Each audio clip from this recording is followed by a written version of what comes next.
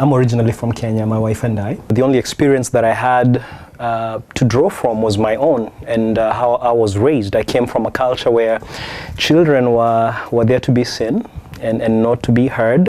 Compliance was what was considered respectful. If a child was compliant, did what they were told, without necessarily even expressing their own opinions or feelings, they were considered a really, really well-mannered child.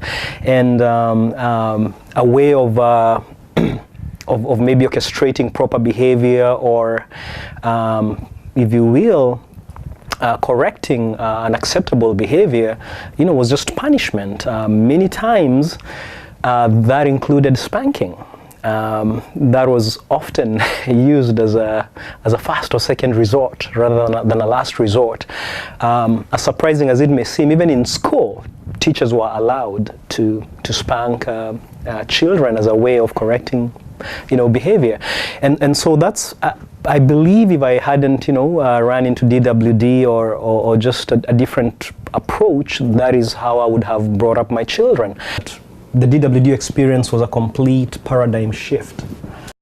DWD, however, has taught me that the human being has the capacity within themselves, has the mechanisms within themselves, has that something, whatever you may call it, within themselves, that knows what is the right thing to do or what is a better choice to make given a circumstance.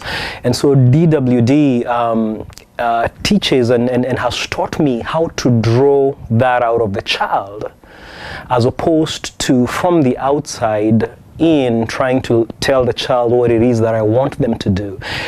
Simply with DWD, I've learned to help the child get in touch with that part of themselves that tells them what is the right thing to do.